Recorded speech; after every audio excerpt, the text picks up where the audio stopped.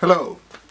A couple of months back when I did the 808 Bassdrum by Juanito Moore, I reached out to him and asked if I could do an interview of sorts because I thought his modular system and what he did seemed really interesting.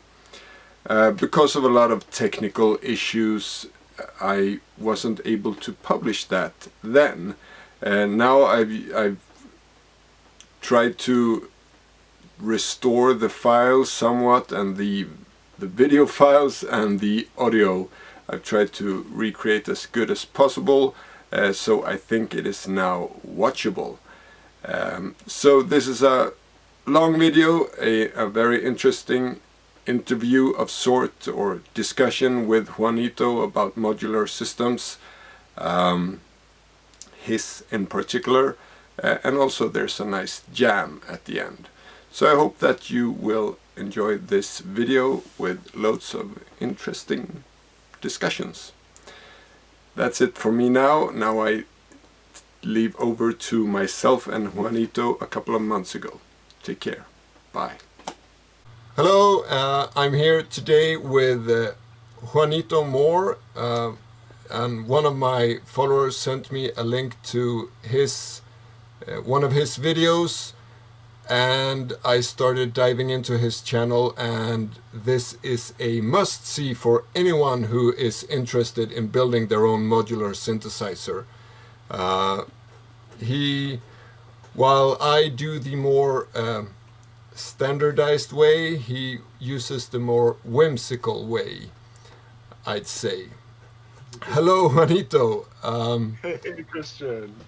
So if we're watching the video now and we see your modular in the background, it doesn't look like the normal formats. That's not a Eurorack. It's not a Eurorack. Well, okay, so when I first was interested in synthesizers, I'd never seen a Eurorack. I wasn't aware of, I'd only seen pictures of Moog synthesizers and of course keyboards that are all pre-built, but I'd never seen anything properly modular. So someone showed me Korg little bits, and so that little, tiny little square circuits, Yeah. I thought there has to be a way to duplicate that on your own. And so that was my original idea, to basically duplicate Korg little bits in, point to point on little chunks of plywood. But then everything was getting interference from the lights and everything. There was a lot of electromagnetic interference and buzz and hum. So I thought these circuits need to be put in some kind of a grounded enclosure. So tuna cans was the obvious answer. And so that's how I came up with this particular format of putting everything inside of soup cans, pineapple cans, tomato cans, all that, or vegetable cans. Now that I understand what modular is, I'm not sure I would have done it a different way, because you do have grounding. There is a grounded enclosure for every individual module. Yeah. You can stack them and stick them together pretty well with brown paper and carpenter's glue. It's pretty strong. I haven't had anything fall out or break yet.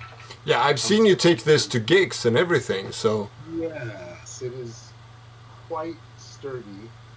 And as a person and as a musician, I find rectangular modular systems to be intimidating and confusing. And I know everybody's individual modular is confusing to everybody else, because everybody's personalized their own system and their own workflow and signal flow and everything like that. But for me, having everything be round and differently colored and placed in a different place, and I can't move anything around. It all has to kind of be to where it is. Exactly. I can reach for the knob and I know what I'm grabbing right away. Yeah.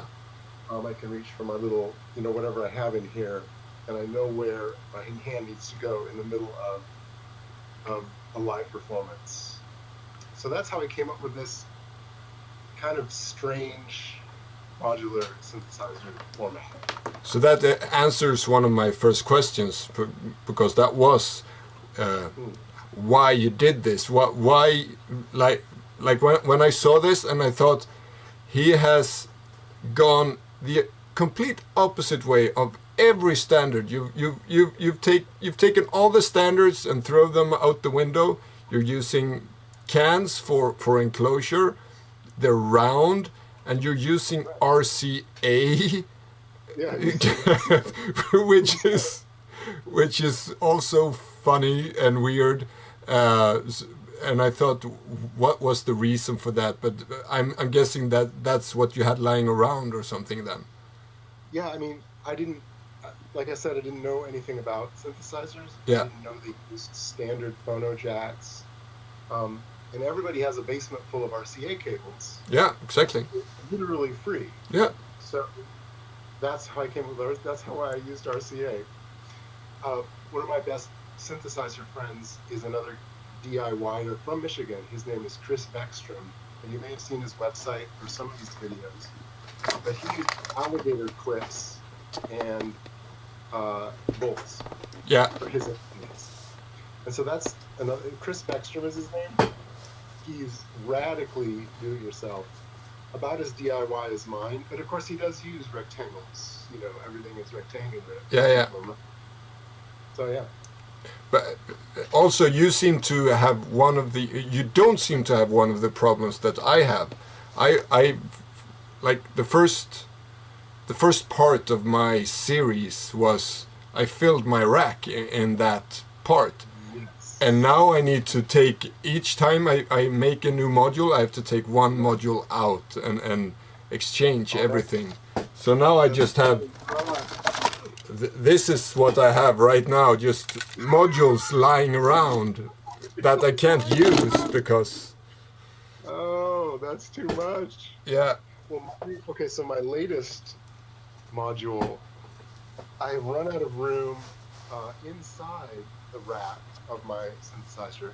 So my latest one actually is perched. Yeah, you continued on the side, yeah. Right. And so I have two empty spots, and I have one module that I almost never use.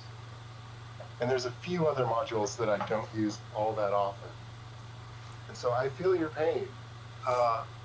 Do you ever feel like you have to combine functionality in, like you think, this is how many HP I have. If I can get two modules that I already have to fit in there, is that a thing you struggle with sometimes? Because I do them myself, I try to make them as thin as possible. Yeah. I'm thinking, yeah, if I do them zigzag like that, I can press them together 1/2 HP or a half or 1 HP and stuff like that, and just to really get it down in size. So, yeah. But now I'm going to get a bigger rack anyway. So. Everybody needs a bigger rack. Yeah, exactly. That's the whole thing with modular. Mm-hmm. Mm-hmm. So I need to ask, one of the first things when I started reading on your channel that resonated with me was that, or in your YouTube description, is that modular synthesis is your interest right now, which means that you probably had an interest before, or you have many interests, I'm guessing, and this is just the fetish for the moment. My fetish for the moment, that's true.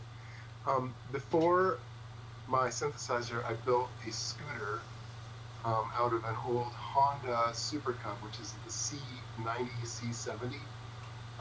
And that is something that I was passionate about for about 2 years. And you can see my scooter if you type into Google Juanito's scooter, and it's bare metal. You know, I stripped it down to the bare metal, and I still have it. It's sitting in my backyard. But with scooters, in Michigan, you can only drive 6 months out of the year if you're lucky, and then even then you'll be cold some of the time. So, and it's expensive. Like, I've probably spent maybe $1,500 on my scooter. And this, over 3 years, has probably cost me about $500 in parts. I don't count my time because it's such a hobby. I enjoy it Yeah. so much. But probably in parts, I have maybe $500 in this. Yeah. So that's a lot more of a bargain. In that, you know, most people spend thousands of dollars on their synthesizers. But if you do it yourself as radically as you can do it for relatively cheaply, especially if you're willing to deal with really cheap Chinese parts, which I'm willing to do. Yeah. I'm not too snobbish about that. So yeah. So you've been doing this for 3 years then? Yeah, I've been building this for about 3 years. And I totally missed you. How is that possible? I'm not. YouTube, fix your algorithms. Yes, curse the YouTube algorithm. Yeah. So 3 years. Yes, 3 years. How many modules about? I counted a while ago, and I think I had 65, which interests me because the number Google. Okay, so if you take 70 items and you can rearrange those 70 items a Google different ways, so one with 100 zeros behind it. And so I think if I can get up to 70 modules, then the ability to connect them in a different, of course you can't connect some things like that, yeah. But the possibilities of connecting 70 modules together is literally Google. That's more particles. There's less than a Google particles in the universe, right? So I have about 65 modules. I might have 70 at this point. I'm not sure. I should probably count that. That's an interesting thing to know. You're using the word Google in a completely different new way for me. What does that mean? It's G-O-G-O-L. So it's Google, the mathematical number. It's 1 to the power of 1 times 10 to the power of 100. Uh-huh. So 1 with 100 zeros after it is a Google. Okay. There's 1 to the 80th particles in the universe. So 1 to the 100th is more than the number of particles in the universe. So if I have 70 modules, I can connect it in literally more ways than you would ever possibly have time to do, even if you were connecting them at, hyperspeed. Yeah. It's happening faster than humanly possible. And then we have all the values of all the knobs in between, so... Exactly. So it's practically infinite. There's just no way to get, to explore the full possibilities of even a simple modular. Yeah. What's your background in electronics? When I was a kid, I loved synthesized music. One of my first passions was Wendy Carlos switched on Bach. Yeah. Which she did with Moog, one of the first Moog synthesizers. And from then on, I loved synthesized music. But I never got into electronics or really even music as a student. And so only as an adult, as I'm 47, only as a middle-aged person have I really got interested in the actual building of electronic devices. If I had the educational background, I do think it would be more, there's certain things that would be easier, but with the advent of YouTube and so many resources available for people who aren't students, the capacity for me and others with an internet, with internet access to learn is boundless. Some things still don't make sense to me, like how transistors work compared to other transistors. Like if it's an NPN transistor, some people say, well, you should use this one instead of this one. And I'm like, I don't know the difference. How can you tell? And so some of those deeper concepts are still confusing to me, but I can look at a circuit at this point, a schematic, and as long as I'm familiar with all the symbols and the chips, I can kind of figure out what it does. That is one of the things that I've talked about in my videos as well, that I'm like you, I don't have any background in electronics. I've tinkered with Arduino for many years, but then I changed my passion to modular. Yeah, okay. And I've always loved modular. I've always wanted to have a modular, and I've wanted to build a modular for years. Mm-hmm. And I had one module that I built in my 20s, and I'm 44 now. So that's also, you know, almost 25 years has gone by, and I haven't built anything. So I just decided, and that's the reason for modular in a week. It was like, I need to get the modular now. I got 1 week to get the modular, and that was the start of that thing. But I mean, the fun thing is that you get a modular. In your case and in my case, we get a modular system. But the added, what do you say? The added effect, by effect, is that you learn electronics. Yes. And I mean, when I started making my modular, that was just over a year ago, or 1.5 years ago. I just took out the schematics. Yeah, this looks good, and I started building that. Mm-hmm. Now I can kind of see, oh, there's a voltage divider there, and then they have a comparator, and there's a filter, and all those. That's. Do you feel the same way, that just by sitting staring at schematics for hours on end, it kind of just sinks in? It does, yes. Yes, it does. I came to things backwards from you. I built several modules just using plain electronics. And then I needed some of my 4017 based sequencers kept not working the way I wanted them to work. And so I decided to build sequencers with Arduinos. Yeah. And so sitting there trying to learn a programming language when you're completely unfamiliar with programming is such a difficult, so difficult. You just, what is going on? You just have to search and search for error messages that you keep getting. So eventually I got there, and now I can make my own modules with Arduinos. Yeah. But so my passion for modular led me into building Arduino, or to programming Arduinos.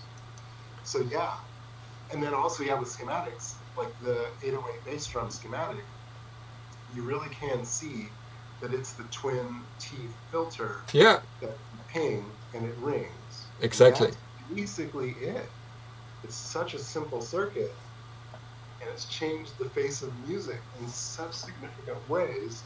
But it really is a pretty simple circuit. You can kind of look at it and be like, yeah, all right, I got what that does. Yeah. I've done a few twin T filter drums as well. So exactly, when I looked at the 808 and I thought, I'm going to make this circuit, and then I look at it and wait, I've done this before. Right. So I recognize what's going on here. Yeah.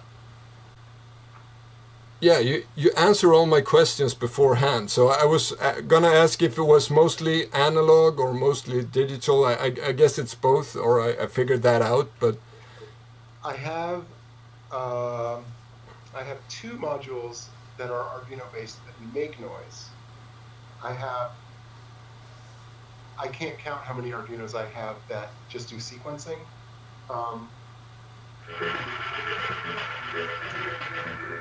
Yeah, you seem to have a lot of ones that do sequencing, because you always have many patterns going on. Yes, my sequencing modules, I have my two. Look, Mom No Computer has the big button sequencer, trigger sequencers, and these are my own version. They're a little different. They have 8 outputs as opposed to 6. They have an indicator light to tell you what channel you're working with. They can go up to 128 beats patterns as opposed to 32 or 64. I think Look Mom No Computers only goes up to 32. And a couple other features. So those are both Arduinos. I have this, which is has many different. It basically sends a voltage to each of these potentiometers. They're little slide wheels. Yeah. And where the light is which dial the sound is going, or the voltage is going to. And so that'll create a sequence as well. This one down here is the same thing, but I built it in a different way. So I had to rebuild it for this. This was another attempt at sequencing. And these are all Arduino based? Yeah, there are all Arduinos inside these. All right. This one does either gate, it's a 4-channel gate and CV sequencer, but the CV is only controlled by a knob or a input, and it has, in the code that I wrote, see, when I wrote the code for this one here, I was very confused as to how you would trigger things in the sequence. So when you trigger a gate in the sequencer, it triggers it for the step before, which is fine if you're running a really fast clock, but if you're running like a 16th note clock, everything triggers too early. So this one is not a very good gate sequencer, but I still use it for certain things. And those are my Arduinos, I think, all of them. Oh, and of course my master clock is Arduino based as well. And that is your, 120 beats per minute, stuff like that. Oh, you even got a dial or LED segment. Yeah. Is it? Do you have any MIDI in? No. I do have an external sync, which is broken somehow. No, it's not broken. This will work. It doesn't have MIDI in, but I can send a clock into here to make my synthesizer synchronize to somebody else's.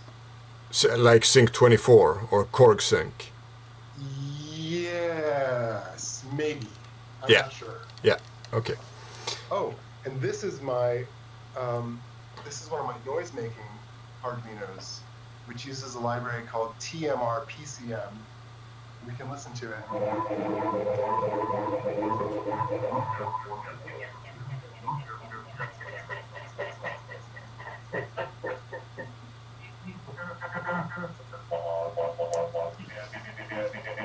Is it human voice-like?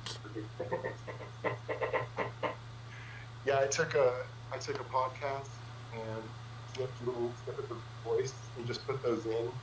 It can do up to, I think, 30 different snippets.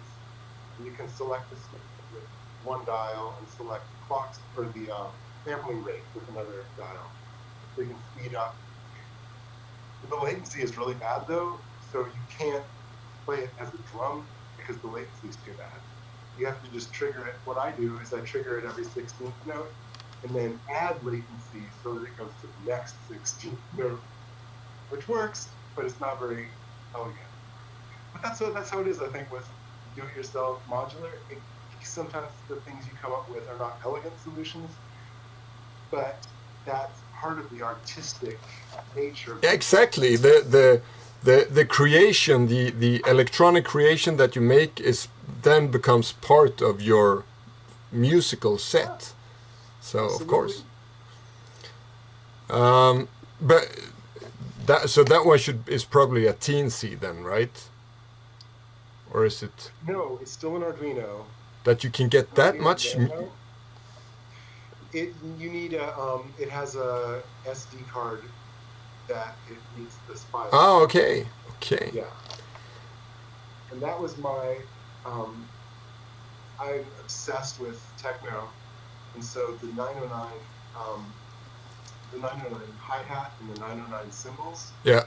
Feature heavily in techno music. Most techno music has the 909. Of course. And so I was just obsessed with getting that sound, and so I tried using like an MP3 player module that you could trigger, and it was way too slow. Yeah. I tried the Arduino, and it was too slow.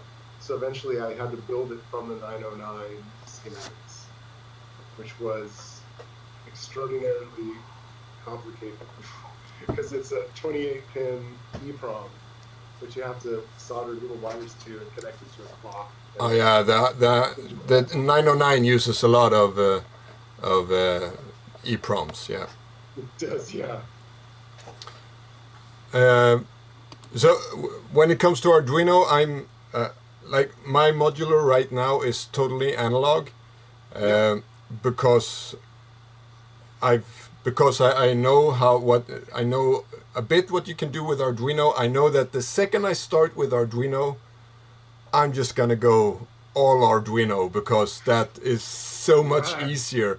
So I constrain myself. I put that constraint on myself that. Sure. So I'm on this second week now, doing all these modules. So and this will be the last drum module I'm making.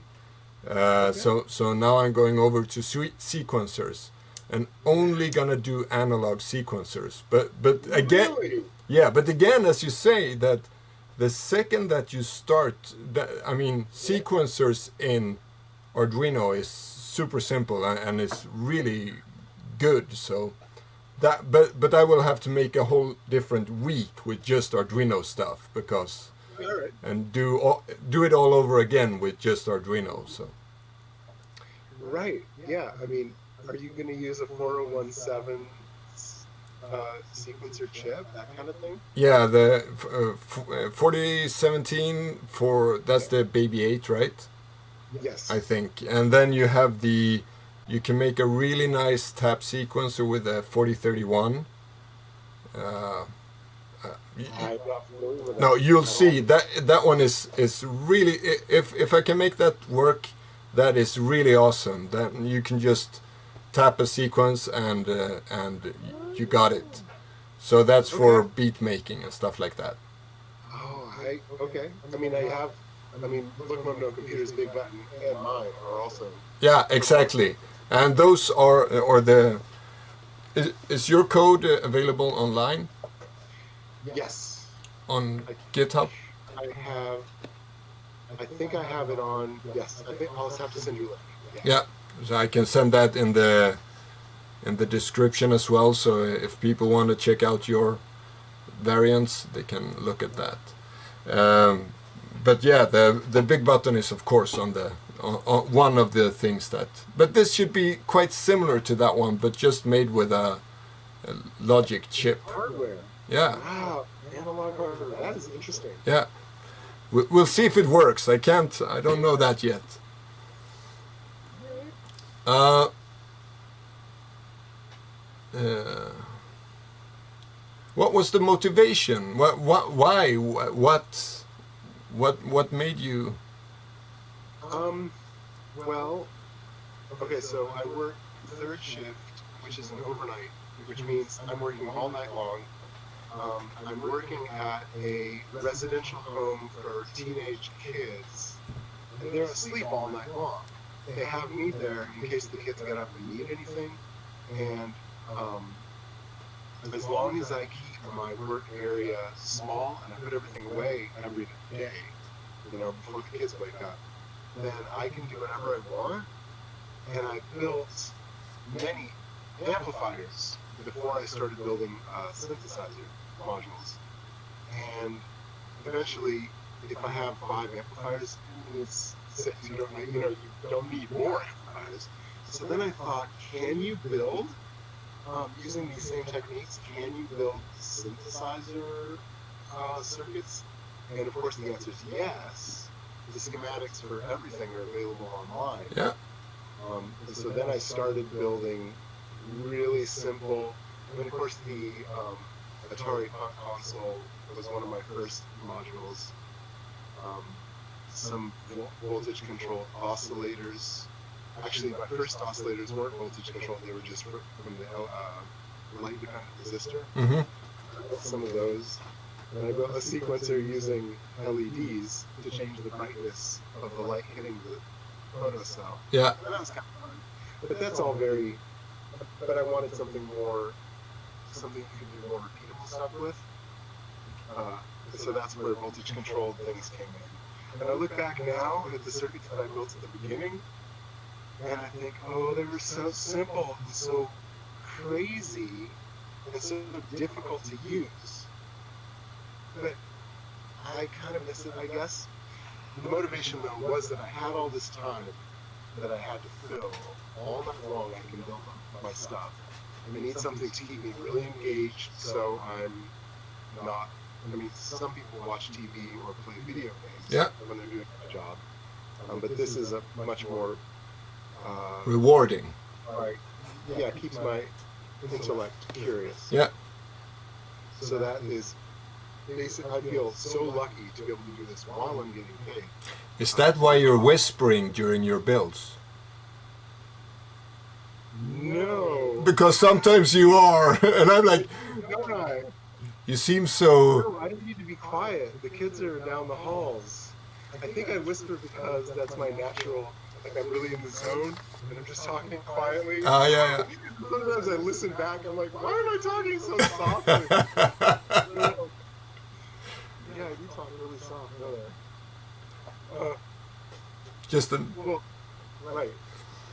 And then when I'm talking softly and then I put one of my tools down and it goes, oh yeah, that's true. it's noisy. So yeah, that's the motivation. Yeah, it's a good motivation though. I mean, it's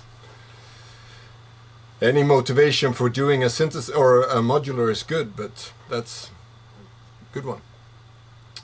One more thing I want you to have explained is the keyboard. I saw that just recently. You have so many videos, and I don't have time to watch them all the time. But my keyboard is also an Arduino-based keyboard. It has okay, so the pitch that. All right. So what the keyboard is? It's a. Can you see it? Is this a good video? As angle? yeah, it's touch something, right? Yeah. There's a ribbon under here, which is a potentiometer, which makes contact between a conductive strip and a resistive strip. I think it's 10K, and it's just set up as a voltage divider, which sends a voltage to an Arduino inside this can right here. And that voltage gets either sent straight out. Let me turn it on.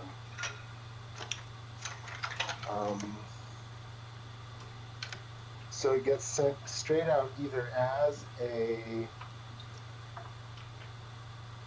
voltage, like a CV, or as a quantized CV. I have major, minor, Dorian, pentatonic, major seventh, chromatic. Oh wow! Notes. So that is what that's what the Arduino lets you do. Is that also one of your homemade sequencers? Yes, I did program. I took some code from another quantizer, but besides that, yes, it's all programmed myself. Huh. Let me see.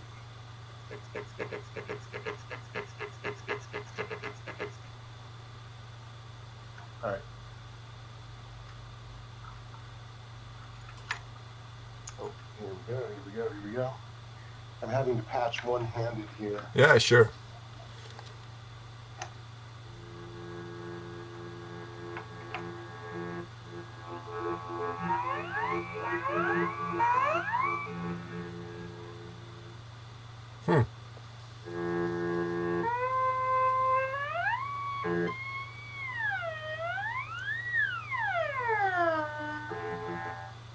That's just the straight CB coming from the ribbon control or ribbon potentiometer. And then you can, and then when you quantize it, it's like a keyboard. Yes.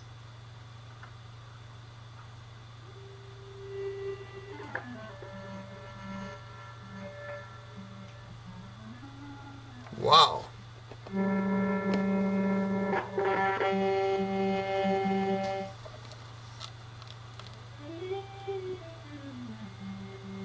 That's really nice.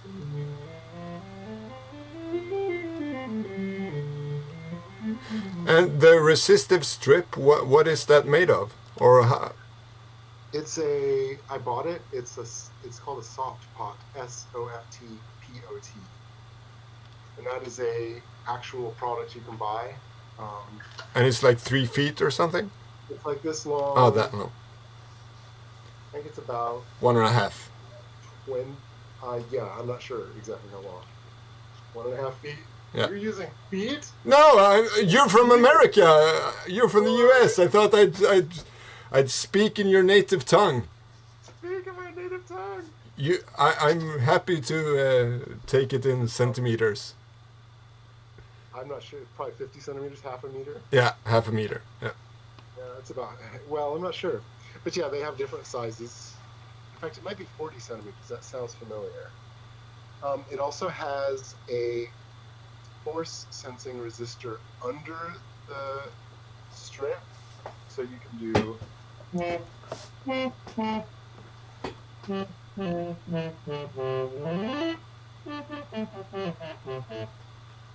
So that's, I mean, right under here is a force sensing resistor. To give it another parameter, you mean?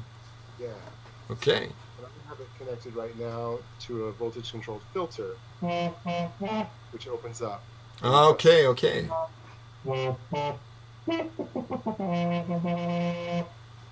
This one also has two potentiometers, two little Sliders. potentiometers on the sides. Yeah. So you have another parameter you can use, and I'll control my wave folder with it.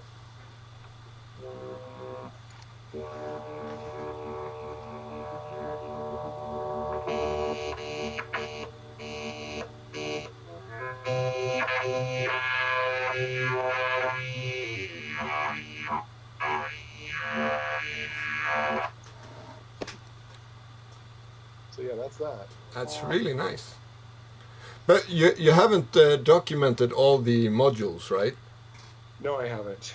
That's sometimes when I get in the mode of building, I'll just build as fast as I can, correcting errors as I go. Yeah. And so if I tried to document that, it would probably add to the length of the project by maybe double the length of the project, because I would have to figure out all the errors that I made, all the things that I did that I would have done differently.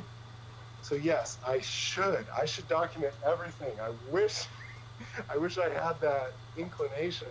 Part of the issue is that I do have a GitHub, but GitHub is blocked from where I work, so I can't use GitHub Okay. there.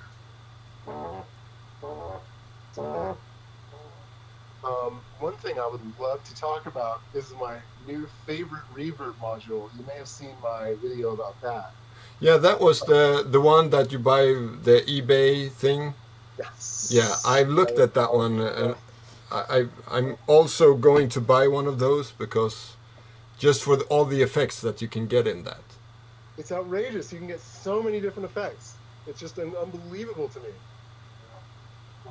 Right now I have a really long ping pong delay.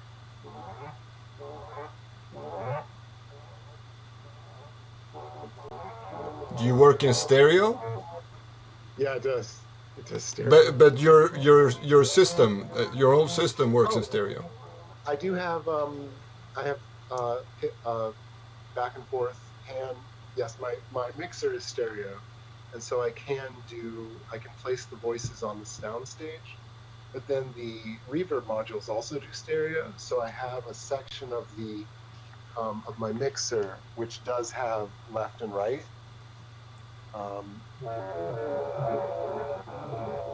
But the reverb also. So yeah, there is some stereo things that I do get to deal with.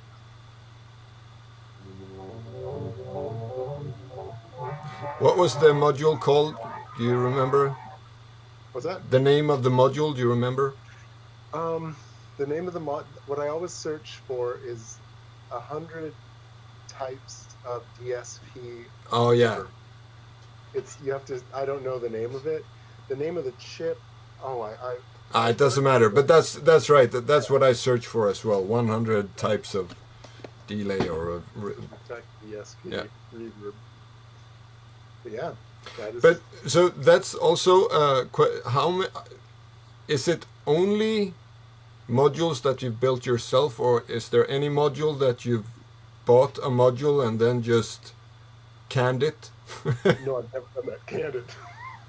I've never done that. The closest I've gotten is either Arduino PCBs, yeah, or the reverb, which is a whole like rectangle of circuitry. Yeah. But no, I have never bought a a kit or a pre-built module and turned it into a can.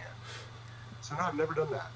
Because you have many modules that have displays. Like I see one in the middle. That This one is there's a reverb chip which you need a Arduino to control what reverb program it uses. ah And you have it set. You probably can't see it because of the light, yeah but I do have a display right there, and of course I have the display up here, yeah the BPM yeah display, and then I have a bunch of blinking lights to kind of tell me what things are being triggered when. yeah. Besides that, no. So that's Arduinos then. This has an Arduino, yeah. Yeah Well, this has an Arduino to tell the chip what program to use. yeah But I never use this because it has an audio artifact. It sounds like marbles dropping on the cement floor. uh-huh. So I never use this reverb module anymore, especially since I know about that Chinese reverb module, the 100 different or 100 types of reverb. Yeah. So I don't use this one. I'm probably going to replace it, which is a little sad. This is my first reverb. Okay. But, reverb can add such an immense feel to synthesizer sound. It does. I mean, to the sound of, like, I try to only make, like when I make jams right now, I only use the modules that I've done in the recent, like I've done, and then and I haven't done any effects yet, so it's all dry, and I've tried to just add a few effects afterwards. It makes a lot of difference, but Doesn't it though? but that's cheating. So It's cheating! Don't use a computer! What's wrong with you? Yeah, understood. Huh. Have you ever thought about building yourself a spring reverb? yeah, Or a plate reverb? it's right here. I've stripped this one. It was a toy at McDonald's, and it was you shook it and it sounded like thunder, and inside is this really nice spring. So this is my spring reverb. So What a good idea! That's Yeah. fantastic. but I mean, you could take. I have and then I have.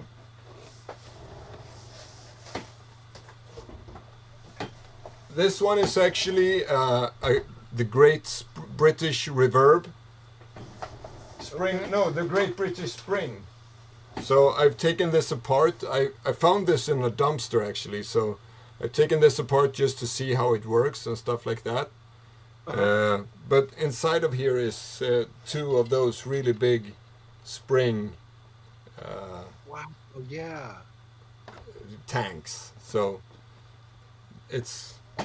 I'm gonna fix that, and then I'm gonna build my own. So a little bit smaller variant. Well, that's, very small, very large. That's amazing. But- I did build a spring reverb and a plate reverb, but I never connected them because they're so large and they're so fragile. Yeah, Where I work, I have to put everything away every night. Yeah. That's not negotiable, so I can't leave anything out. And so the moving around, I just went with the digital. yeah. It is what it is. I'm also going to try to make a tape loop kind of delay. Yeah. So That's fantastic. I have a small Walkman. Yeah. It's modular size. I thought I could Right. use that. Are you enough of a... Okay, so the PT2399 delay chip. Do you know that chip? Yeah, gonna do that one too. Okay, because it has a digital core. Are you okay with that? You know what I mean? Like the inside of it is a digital delay. I mean, it's a very simple digital delay, Yeah, but it's still digital. Are you okay with that? yeah, of course. It's its own chip. Okay, It's not an Arduino. I need to. I'm going to make Arduino. I'm telling you. I'm going to go down that path. That's what we- Hardcore, but it's I just need to. So I'm on day 9 now. Sequencers is day 10, and then I have 4 more days, which will be inputs, reverb and delay, distortion, and something else which I can't remember right now. And then after that, then I have 1 week where I'm just gonna do all these fancy chips, you know, the 3340, the 2168, all these really fancy chips made for making synthesizers. Right. I think I have 7 of those, so that's 1 week. Okay. And then I'm going to just dive in at the deep end and do all Arduino stuff. That's going to be amazing. Yeah, I know. Wow. Do you know someone named Tristan Schoen, I think is his name? He builds basically controllers using Arduinos that he uses to trigger Ableton Live, and he goes under the name Author and Punisher, I think. Nope. Have you heard of Author and Punisher? Nope. Okay, so I'm going to listen through this recording later on and gonna take notes. Yeah, he does. He's sort of death industrial metal, industrial dance kind of, and his controllers are outrageously mechanical and heavy and made of metal. Oh. But he uses Arduinos for everything. Yeah. It just triggers a computer. Yeah. So he's triggering these voices on a laptop or whatever. But his stuff's amazing. It's just incredible. That's the thing with the Arduino. It doesn't matter if it's a small LED that you're blinking or if it's a huge thing that's... I did, you know those archive shelves? So I have, if I take this, let's see, over there. Those are my shelves for storing stuff. Yeah. And they are, I'm going to put you down here. So they're controlled by Arduino. They are? So so there's 3 shelves here, and I can move them like this, or I can move this one like that. But the 2 on the sides I can't move. So then I need to do like that.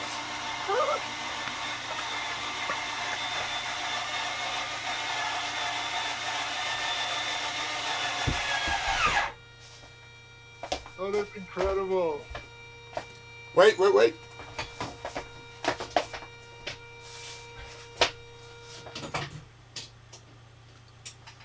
It's not working very well right now though, because I have a problem with one of the driving rods is sticking out, so I can't close it, and then it stalls. That was not a good way of showing it. But that's what I mean. I've been doing Arduino stuff a long time. I'd be very interested to know what the largest, most critical piece of machinery is being used by a little Arduino. Like, what is being controlled by? Like, do you have shipping locks in a canal? I wonder if those are Arduino controlled. I bet I can only assume that there's a lot of things being Arduino. I mean, in a modular system, in a modern modular system, look at like most of the I'm not getting a good angle of the camera here. Most of the complex modules has an Arduino in him. Usually it's a teensy, but it's still an Arduino. It's still Arduino code that you get there. It's just that you get with the teensy, you get more memory, a bigger DAC and stuff like that. Okay. So I have an STM32. I would like to build a sequencer with an STM32, but I haven't ever figured out how to program it yet. I've only been using Arduino Nanos. yeah. And TVs are the ones that are, like you say, a lot more powerful, right? Yeah, and a lot more expensive. But Just gonna let him out. I bought one of those as well. Just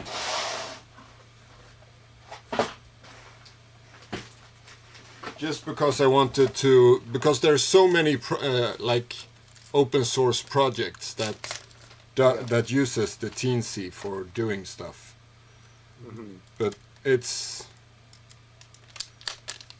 just like the Nano. It's a small chip. There's the camera, like that. Oh, so it is literally teensy. Yeah, exactly. So, but that's for another week. So week 3 is going to be good, right? No, week 4. That's going to be week 4. Okay. Oh, that's great. I will definitely have to check out your channel in more depth. Yeah, it's you have to check out the latest module I'm doing. It's from this guy, Juanito Moore. Oh, right. Right. One final question. Since you're out playing with that thing, how much does it weigh? How do you carry that out to the car? I have a strap. And it weighs, I thought about that today as I was bringing it inside. It probably weighs about 50 pounds. I don't know how many kilos. It's heavy. If I have to take it longer than a few hundred feet, I just have to stop and rest. So but so you just carry it on your shoulder, like on the back. So the back is able to withstand. The back is pretty open, but it's also pretty tough. Oh, let me see.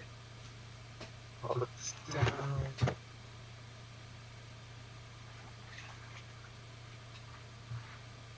Yeah, it's just cans, of course. It's no risk of breaking anything, maybe. Yeah, there are power wires. Oh yeah. It's called a flying bus, I suppose. I didn't know that until just recently. But all the ground positive and negatives are just kind of, I try to keep everything insulated so that my patch cables don't actually accidentally touch. Yeah. There's a little amplifier right down there. That's what the heatsink thing is. And then I have my speakers. Oh, you have speakers built in? Yeah, there are speakers built in. That's important to me to have everything be self-contained. So it's almost like a giant, really heavy groove box.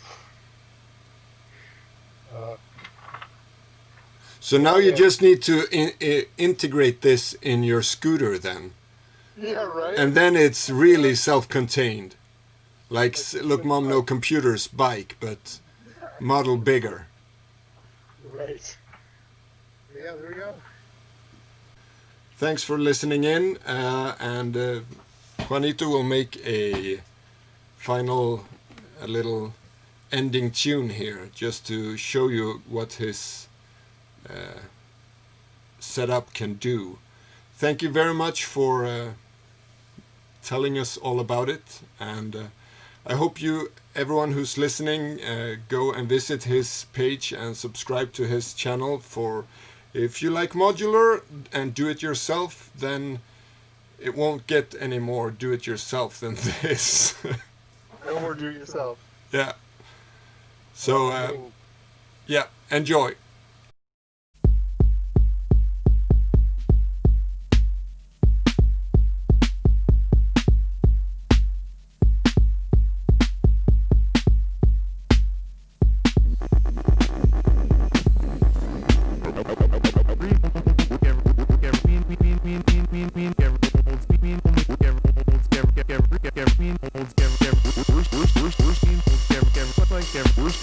Like